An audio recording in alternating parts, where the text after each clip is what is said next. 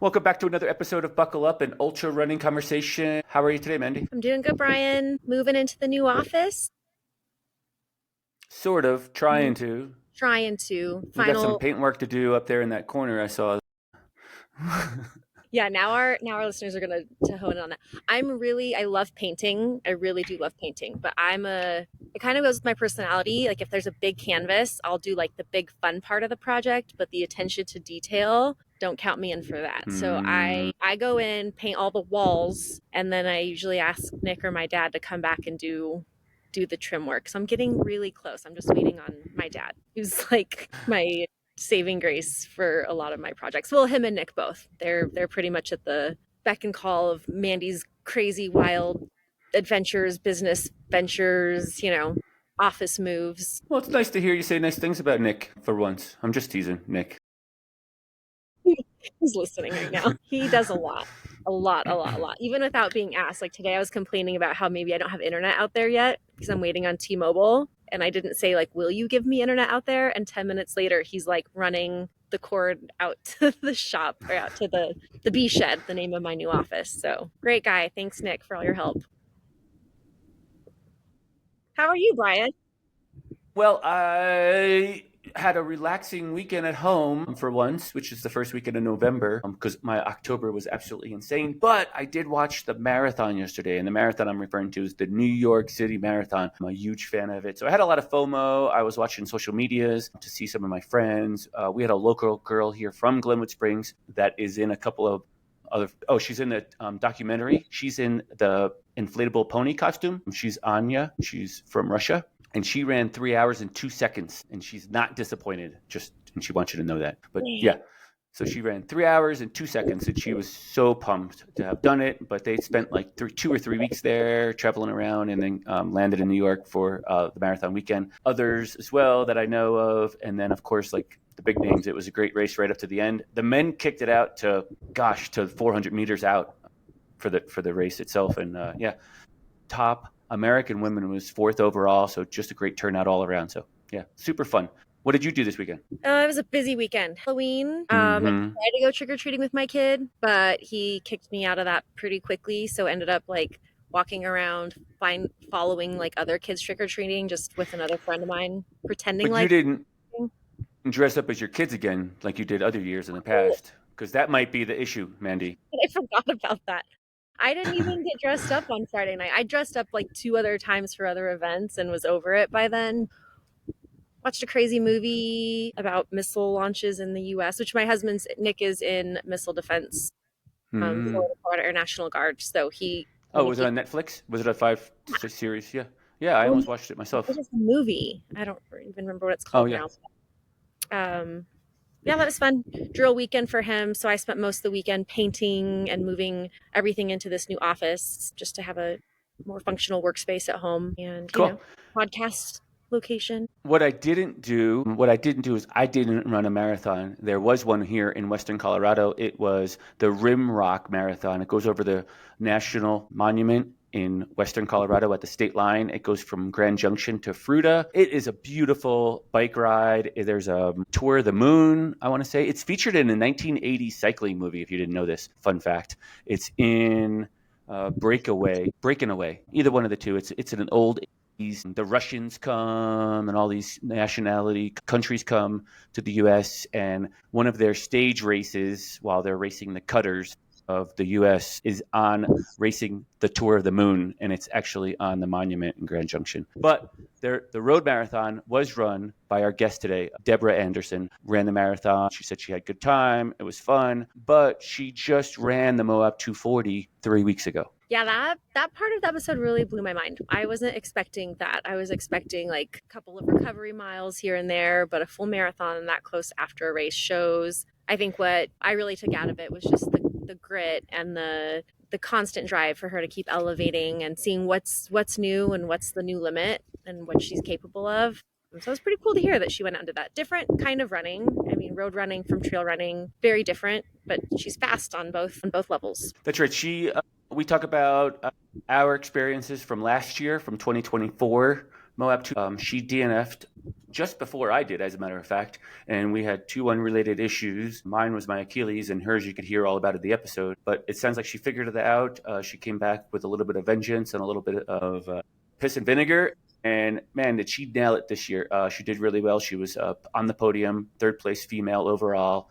And showed a lot of grit. And when I saw her, she was running by herself, and she was crewless at the aid station that I saw her at. I believe that crew was following her around, it sounded like, in the episode. But that's just a different level to be crewless and go skinny, like really thin on the crew side of things. It's totally doable, but it just shows a different level of grit. You really got to rely on yourself. You got to rely on drop bags.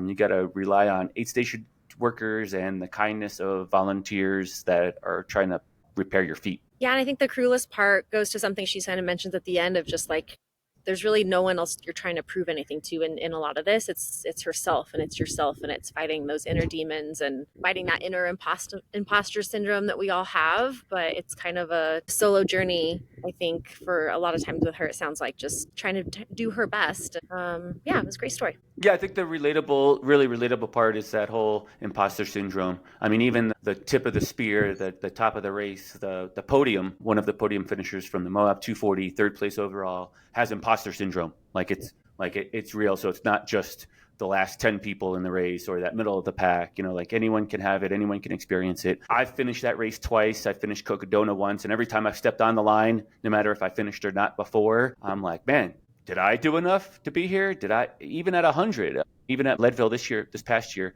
asking myself those questions like, man, did I really do enough to be here? Did I respect this race enough, this distance enough, and put in enough effort to really give this effort justice? And I think that just is really relatable. I think we all do it in some regard, and how we deal with it is a different story. But we're all doing it at some level. Mm-hmm. Yeah. Do I even deserve to pick up this bib and take this cheesy picture at the start line? Yeah. And she talks a lot about, I think, which makes it relatable for all of us too, is that giving yourself grace and how you spend your time and being a doer on so many levels and having so many things in life that need your attention and time, and that constant doubt of, am I doing enough? But not just in one bucket, in all the buckets, and giving myself grace to have that downtime. So just some good reminders, I think, for us as we chase goals and put things on the calendar and manage those hills and valleys of all of it. Great episode. Thanks for tuning in, guys. We will be back next week with more episodes. But if you have someone that you're interested in hearing us talk to, send us a DM, hit us up on the side. You could find us all over the social media planet. So thanks for listening. Thanks for tuning in. Share, like, subscribe, and comment. And we'll see you next week. Thank you.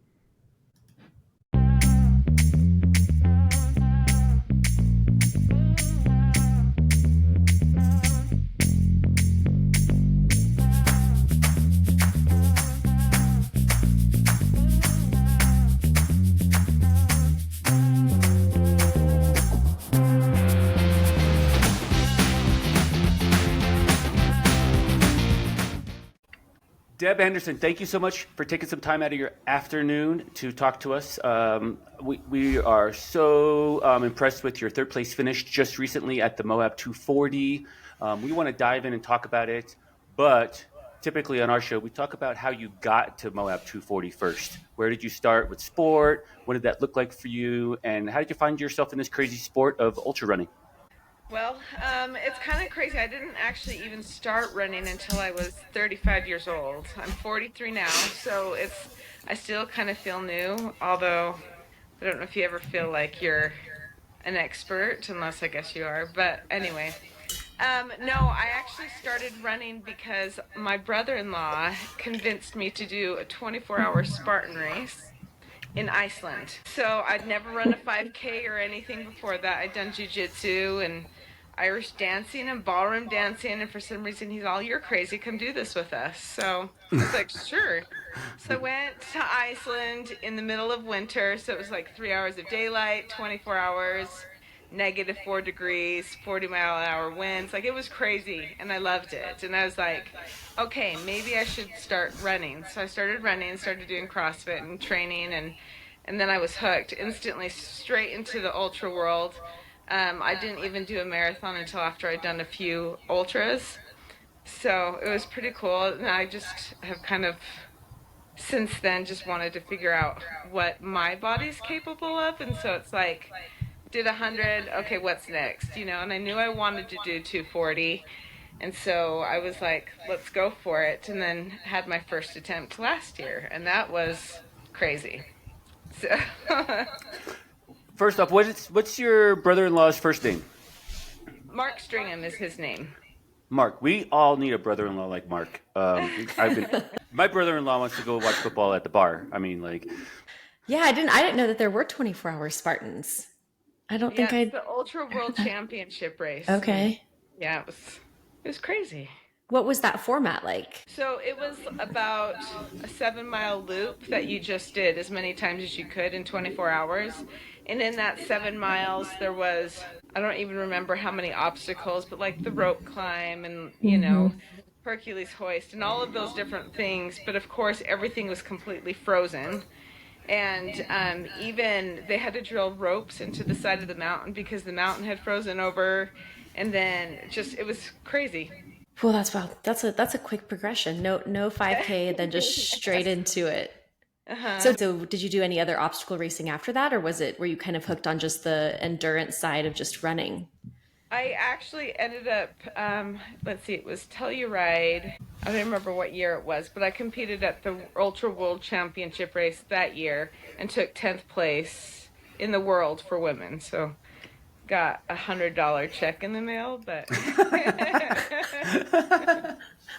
I don't mean to laugh, but it's funny that's what your payout was, $100. I know the race itself cost, I think, about $1,000. Yeah.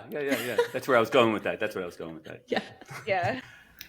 Deb, I know you mentioned jiu-jitsu, but I also know you have like a history in the Grand Valley. Didn't you, weren't you a gym owner, or weren't you sort of like a gym rat too? I mean, a self-proclaimed gym rat at that, yeah? So I actually started CrossFit at the same time as when I started running. And then a couple of years ago, we ended up buying Stoic CrossFit in Fruta. So I owned the gym, Stoic CrossFit, for about a year, 2 years.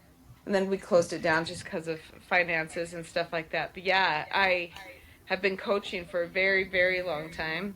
I've got my level 1s, level 2s, affiliate, all of that fun stuff. So lots and lots of work, but yeah, definitely addicted to fitness.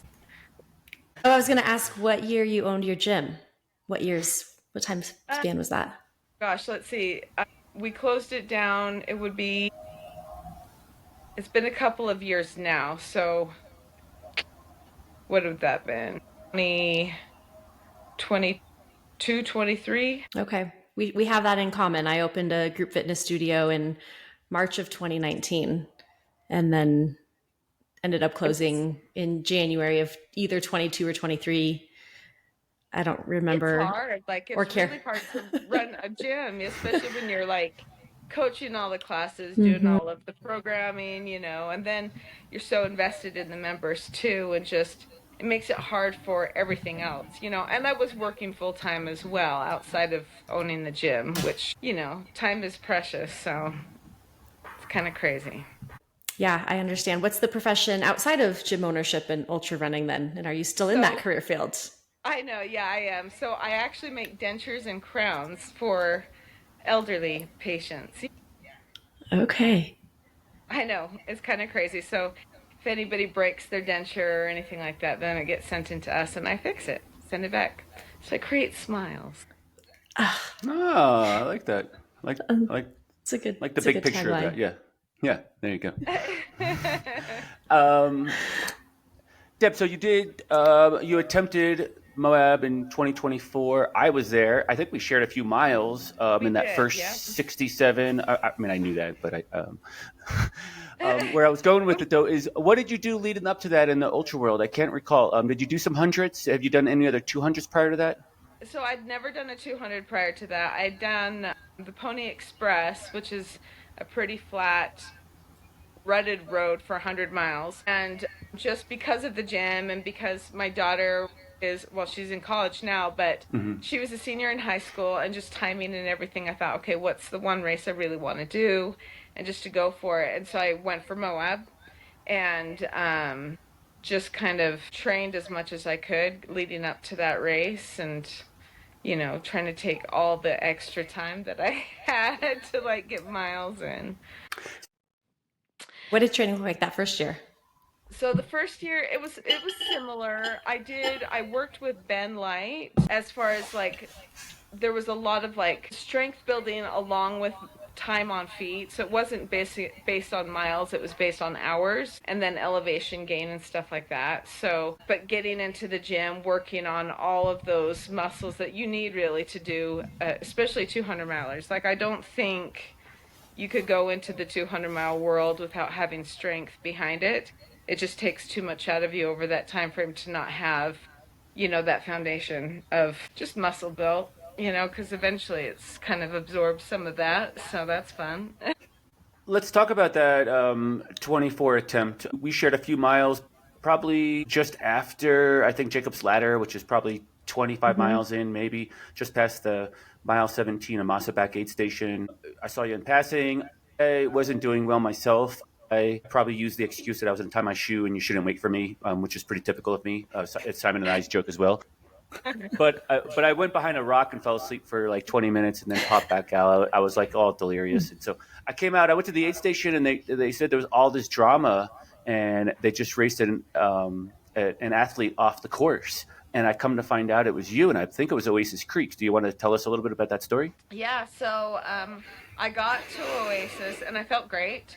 I sat down on the chair. They asked me to move it because I had some, hot spots. I was going to have them tape up, blisters and stuff forming. And so I jumped up, moved my chair, sat back down, and I was just like, I don't feel so great. And the next thing I know, I'm looking up at them from the ground, and they told me I'd had a full seizure, a grand mal seizure. And that was obviously a shock. And so then I was trying to convince them to just let me take a nap and then get back on the trail. And they're like, I don't know, we don't really want to have this conversation, and then they tried to get me to drink some more electrolytes.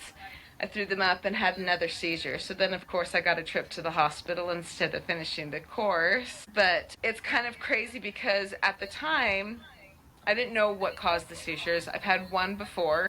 I've had like minor little things happen before, but nothing like that.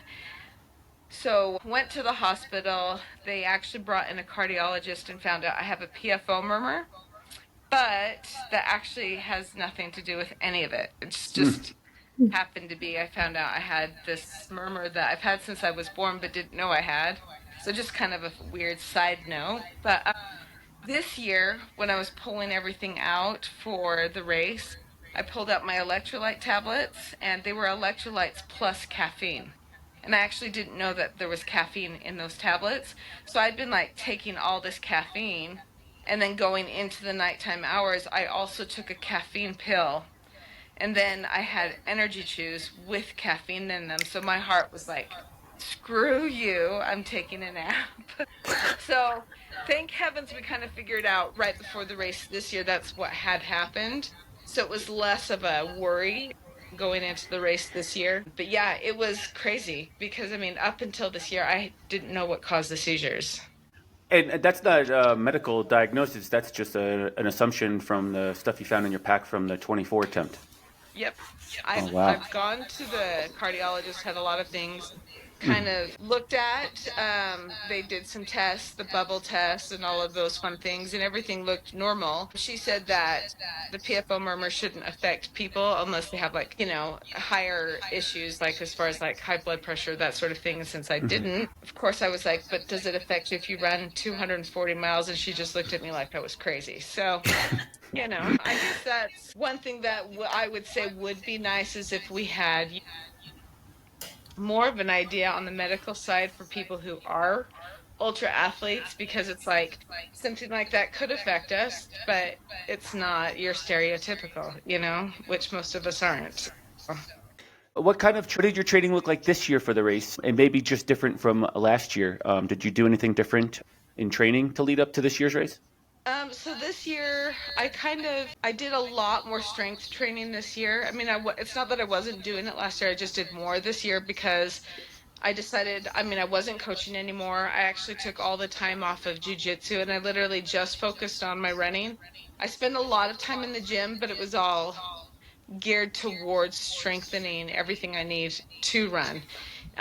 Even down to like making sure my core was strong, my hip flexors were strong, you know, all of those things. And then my goal was to, you know, hit about 11 hours, 70 to 100 miles a week with anywhere from like 9,000 to 16,000 gain in a week. And so that's kind of what I was doing. Whether I was getting in the big distances all at once or if I had to split it up because of, you know, life, I was just trying to like make it so it was easier with family restraints, and not as I have to get 30 miles in right now. If I had to break it up into 2 runs, I did it, you know. And then listening to my body. That was one thing actually. So I ran a few times with Killian Cord, and that was his big thing was like listen to your body. And so that's kind of what I did. I just tried to listen to my body even during the race. How do I feel? What do I need to do, you know? I'm not the type of person to take things easy, so it's like trying to be realistic, you know.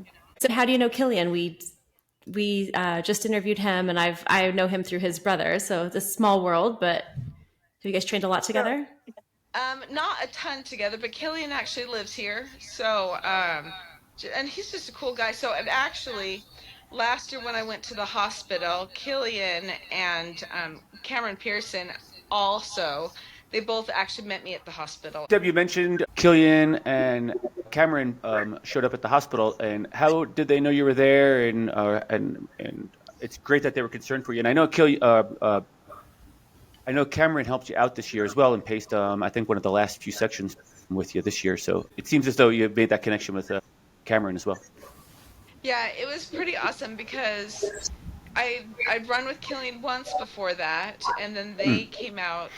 Ben actually got in touch with Killian about pacing me for the last section last year because I went out without crew or pacers or anybody. So he's planning on helping me out at the very end. And then, of course, whenever I didn't make it to the end, they just showed up at the hospital. And that was actually the first time I met Cameron. We sat and chatted about, you know, it's hard when you work so hard to get to a race and train so hard and then to DNF and then to have it be, it was, I mean, having a full seizure can be quite embarrassing. It's very humbling and not glamorous in any respect. So it's like getting to the hospital and going through all that, you know, mentally you're kind of in a weird state anyway, and then just the disappointment. And so, and Killian was great because he was like, you know, you're going to beat yourself up. It sucks, you know, and you're going to have some mental moments where it's like, it's hard to get through. And they, just hearing him say that helped because you do go through those moments, you know, because it's like, you know, it had been a hard year and I just kept thinking, I've got this race, I'm going to get through it, it's going to be amazing, it's going to be life changing. And then it was life changing, you know, and I don't take any of that for granted because I learned a lot about myself, even in those moments and even afterwards. But at the hospital, I knew I could finish the race. And I was so determined. I was like, next year, I'm going to do it. So, like, as soon as I got out of the hospital, I actually went back and volunteered and, you know, did all of those things. That way, I knew I could get back to the race, but just help, you know, still be a part of it and not kind of wallow in self-pity and, you know. And I think that was really good because it allowed me to see other people finishing and just help people and other people who DNF'd and talk to them about it, you know, and it was like, it was just really good. And then it also gave me the drive to train as hard as I can so that whenever I did come back, that I was 100% had given everything I could so that I wasn't going in, you know, without being prepared, at least physically and mentally, you know. But Cameron at the hospital had said to me, if you go back next year, I will crew you. And I was like, hell yeah, that'd be awesome. And he did. He reached out to me and said, do you need crew? And I was like, yeah, that's awesome. So, and he was phenomenal. I mean, I couldn't have asked for, you know, anything better. He ran with me. He got me through that last section, which was wild. And it was just, he was awesome. Yeah, Cameron's a pretty cool guy. He stopped in the Glenwood, and we've had lunch before. He's really getting his foot in the door in the ultra running community. And I think actually we're trying to schedule a chat with him in the next couple episodes as well. And to go back to Killian, we just had Killian on last week, just before your episode here, and he's been on prior to that as well, probably 2.5 months ago as well. So Yeah, both he's great, cool. both great guys. Yeah, both great guys to know in the community. So Yeah, that's such a gift to be able to have friends or even create friendships with people who've been through that and can help you not through the physical side, but the mental side. And Yeah. so I'd love to hear you talk a little bit about like coming back from that. And obviously we know that physically looks like you've got your training plan dialed in and you know what to do to physically prepare. I wanted to hear a little bit more about like that mental preparedness and what have you seen change in yourself and what lessons have you learned on what works mentally to help get you through the highs and the lows of all of this? I think it's funny because the mental side, I mean, obviously there's like so many levels that you go through training and in the race and even post race, especially, I mean, I don't want to take anything away from anybody, but especially it's like women and mothers. Like I find I tend to have like imposter syndrome a lot. Even coming into this race, I was like, you have those moments where you're like, damn, am I good enough for this? And I was like, hell yeah, you've put the work in, let's do this, but like you do second guess yourself and it's like, you wonder if you're doing all the right things or not doing the right thing, doing too much, doing too little, and so trying to have a lot of drive in my training, but also having grace and finding that happy balance. It's hard, especially the grace part, at least for me. I find like I can be very difficult. I'm like my hardest critic. So having those moments when it's like, if you're tired, even more mentally than physically, then giving yourself a moment. And that's definitely one of my biggest drawbacks is I tend to just kind of try and push past that. But you do need them because you end up hitting a brick wall, if you don't give yourself those moments. And I think even when you're training and putting in the hours, you do need to be able to remember you're human. You can still accomplish all these things because the capacity of what humans can do is astronomical, but it's like you just need to make sure that you're giving yourself time to like not just physically heal from your training, but mentally as well. Yeah, that's a good point. I think the demands of all of it at once, and I don't know if you're the same way as me, but I think when you do have those down moments of like relaxing on the couch or watching a show, I catch myself feeling guilty because I'm like, wait, I should be doing something right, like whether it's training or eating or going for a strength workout or being with your kids or doing a chore, cleaning out a closet, like there's always something to be done. And I think when you throw in this training cycle of training to get ready for ultra, just it's wild. But I think we have to find that time to give ourselves grace just to be and chill, which I think is hard for personalities like ours. Yes, 100%. I mean, even post race, I know I probably shouldn't have jumped right into a marathon, but I ran a marathon yesterday and it went great, but my body today is like, screw you. did you run the Rimrock? Was it Rimrock right in It was. the And monument in Western Colorado? Yeah.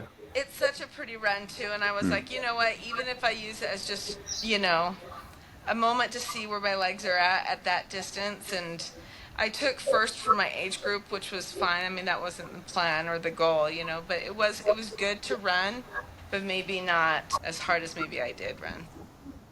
Are you?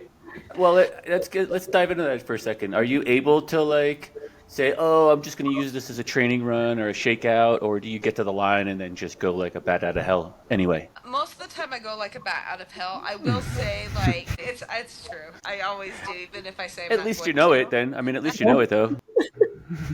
But this one was really good, actually. I decided I'm just going to find a pace that I know I can maintain, and I'm going to try and maintain it. And I literally did the entire race. I wouldn't even be surprised if, like, my cadence didn't change much through the race. But I'm weird. I count when I run. So I count all my steps, my breaths, like yeah. That's really challenging though, especially on that course because it's probably like 4 or 5 miles, if not farther, of uphill, and then you have to run fairly flat or rolling terrain across the top before you descend 4 or 5 miles into the Fruta or the western side of the monument It's gate. about just over 2,000 feet of gain. Yeah, that's pretty significant for a road marathon, but it definitely It is a spectacular area. I didn't get to ride my bike over it this year just yet, but we'll see. Yeah, and it's one of those roads that's really dangerous to just run. So it's like the only chance you get to run that road, you know. But it's weird because I haven't run on a road in a long time. So my body was a little bit like, what is happening? So was it? I guess it's three. No, it's 4 weeks ago. Was Moab? It was 3 weeks. We started 3 weeks past Friday. And then I guess this Tuesday would be 3 weeks from when I finished. Okay, so it is 3 weeks. Let's talk a little bit about this year's race. How did it go for you? Obviously, a ton of weather that was unexpected that everyone had to deal with. And how did you deal with it? How did that heat training go for you?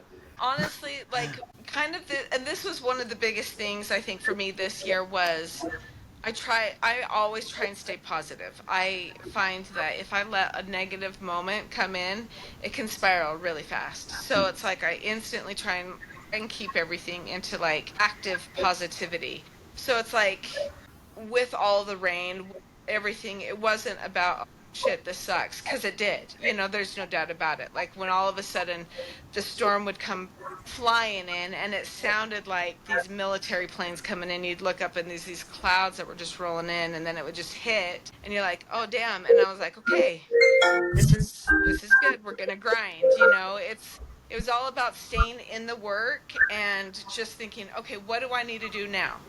What do I need to do to get up this mountain, even though there's now a river coming down the mountain? You know, it was all about, what do I need to do? It wasn't about, man, this sucks, I wish I didn't have to deal with it, you know? Even when I got to the aid stations, it was like, okay, what do I need to do at this aid station to get me to the next?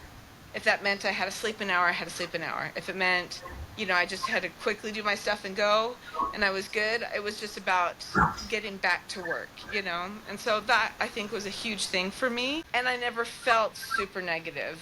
Like, there was only maybe 2 moments during the race where it's like, I felt frustrated, and it was because one of them, so silly. Actually, it was probably about the same spot I ran with you last year. I was trying to run, and I remember I had to stop to do something, and every time I stopped, I got swarmed with mosquitoes. And I was like, these damn mosquitoes! And it was, I remember thinking, it's fine, just keep running, you don't have to stop right now, you know? But yeah, I know at one point, actually, it was in the middle of the night. I don't remember which night it was. Some of my memories kind of blend together, but I was going up a hill, and it was literally this river coming down. I was sliding. I couldn't find footing on anything, and it was just like wild, and I fell and landed on my pole and snapped it in half.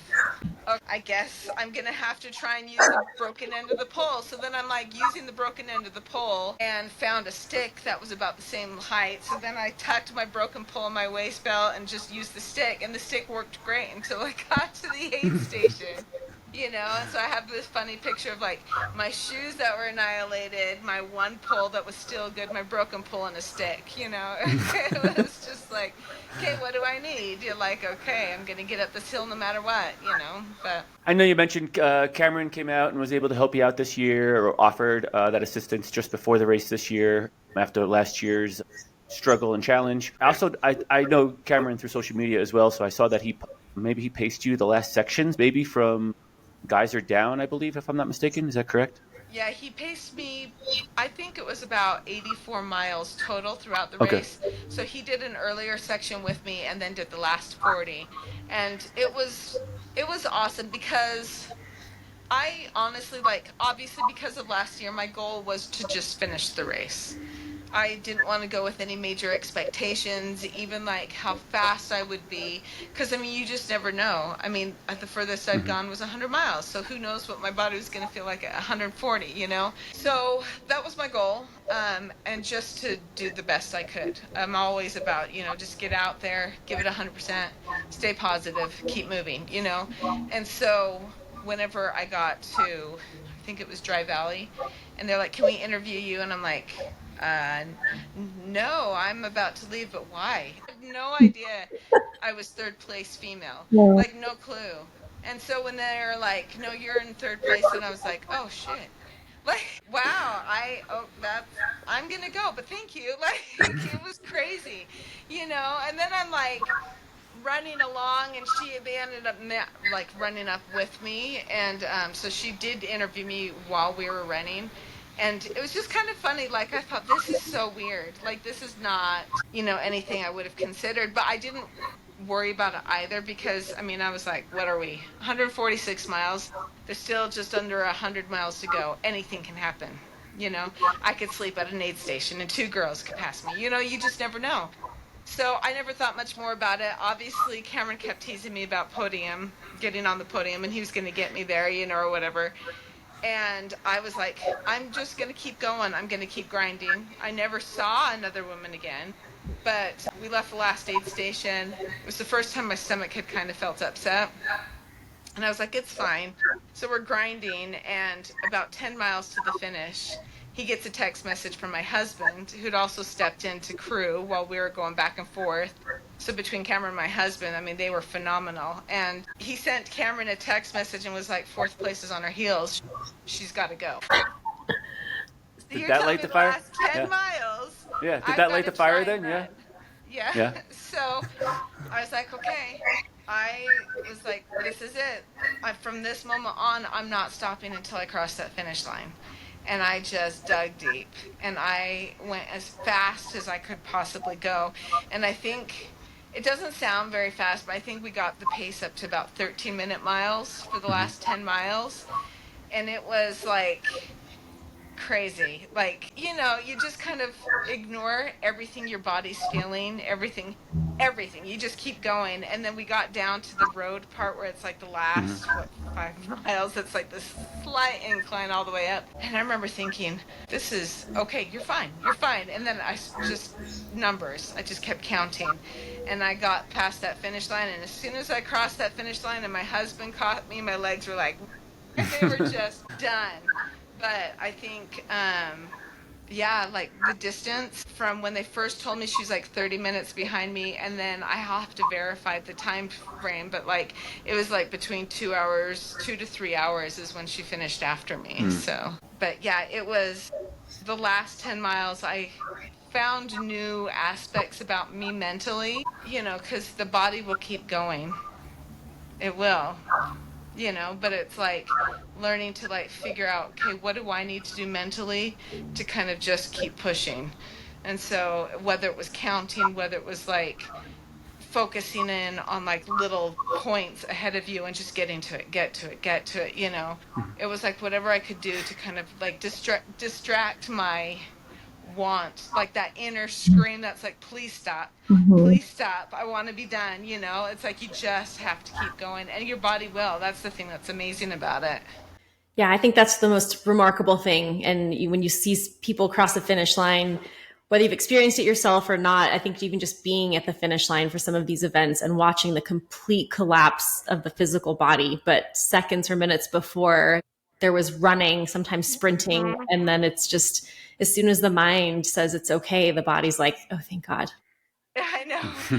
No, I can't walk. I can't walk. Now you're crawling. Yeah. It's true. Yeah. How did the body react to the weather and the elements, all of that rain?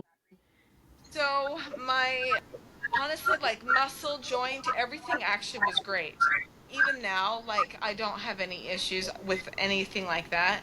My feet, on the other hand, they took a huge, I knew I had blisters. My feet had been taped a few times, and I knew it was going to be bad whenever I had to take the tape off.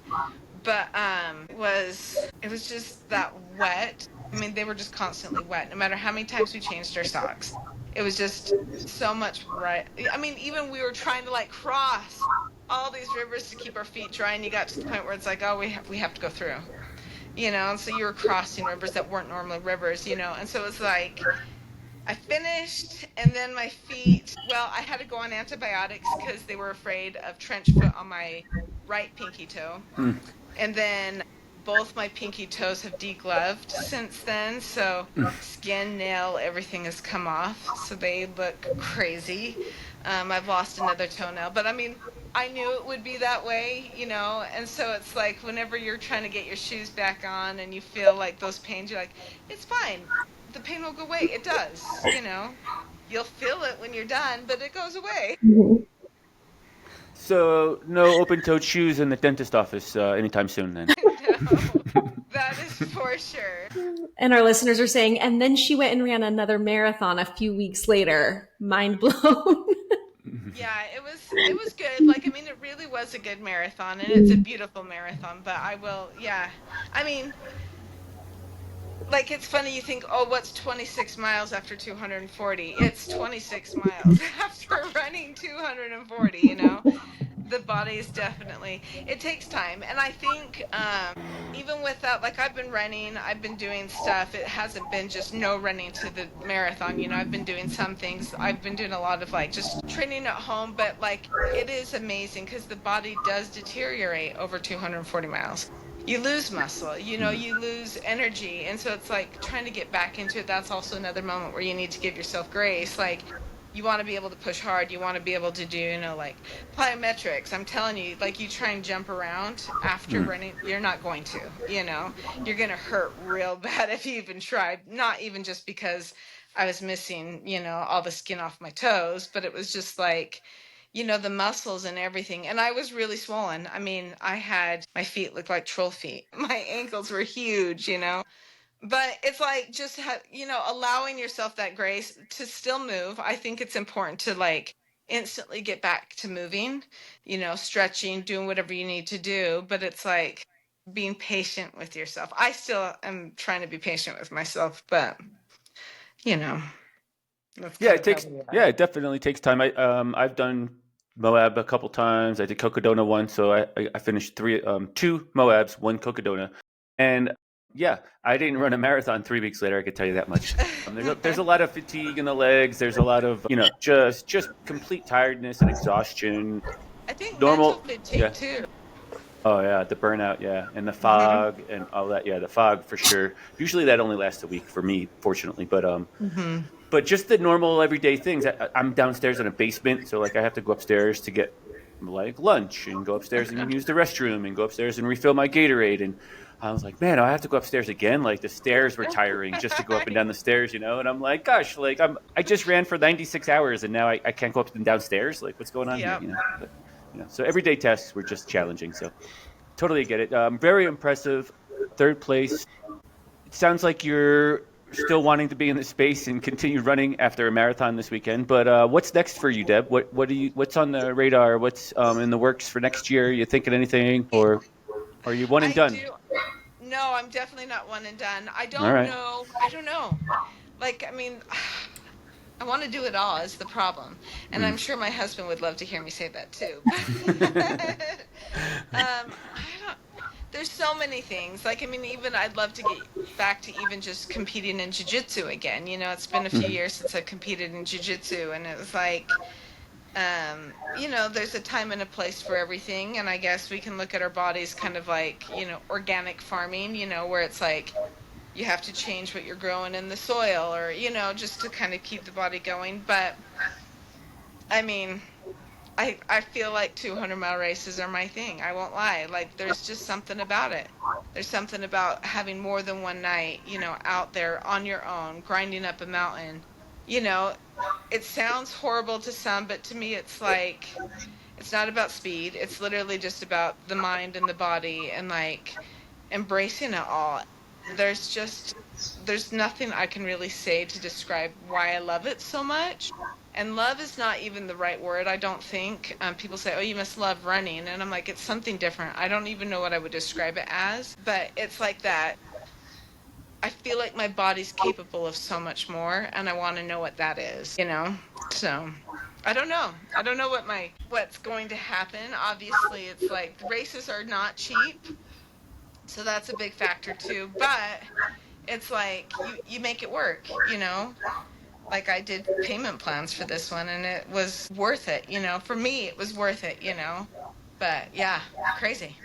So well said. I love that. And I think it ties back into what you were saying about just that feeling. I think a lot of us chase that feeling of just kind of being gutted and drained because our body did it. But that if your mind told your body, hey, we actually have another mile to go to that finish line, it probably would still make it there. And it's just that thing that we're all searching for.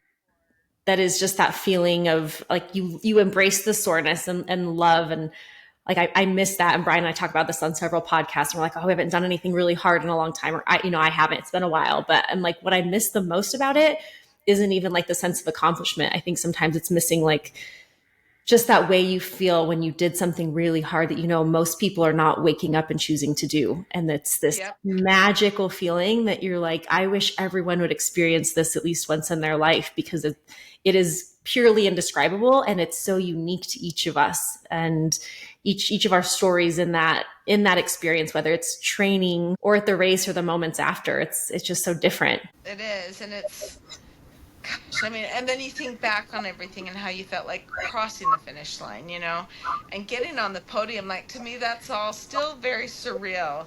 And like, even though I did that 240 miles, there's no faking it. I came in third place. I pushed that last little bit. I still have the imposter syndrome of like, I'm not as good as these people that are out there on the podiums, but obviously I am, but even, so it's like, I don't know. It's like I want to prove myself right, and not for anybody else other than myself, But you're right. It's like that feeling of like I did something pretty damn epic, It's pretty awesome. You gave me goosebumps because, girl, I feel you. I think it's hard to it's hard to be in that space and believe in yourself, but you did it, and thank you for sharing all of that with us. What an awesome story, and just keep pushing. Yeah, I mean, that's all we can do. That's what this life's all about, really, I guess, at the end of the day. Yeah, challenging ourselves in different ways, figuring out different ways to test what we're made of. And gosh, you had to dig deep. I know all of you at Moab 240 this year, whether you finished or not, had to dig deep. I was there helping out. I was lucky enough. Actually, I think I passed you with one of my athletes right at Dry Valley. Michael and I passed you. Yeah, that's right. Yeah. We exchanged words for a few minutes, but it was the only dry day. And then my second pacing duty was 24 hours later, and I got destroyed in the LaSalle Mountains. Yeah. Mm-hmm. All in great fun, though. Gosh, we really will keep tabs on you because you're going to be up and up, fairly fresh in the sport, and we want to see what you're going to do next. Where can our listeners find you at? So, Instagram, Facebook. My Instagram handle is Gobinet_Babs. It's weird. It came from middle school, and I've kept it. But yeah, GOBINET_Babs, BABS. But yeah, find me on Instagram. Well, thanks for your time, Deb. We appreciate it. Such a great conversation. Such a great story, too. We're so glad you figured out your challenges from 24 and came back and destroyed those demons for yourself in 2025. So congrats. Thank you. Yeah, congrats. Thanks for your time today. Absolutely. Thank you, guys. I appreciate you.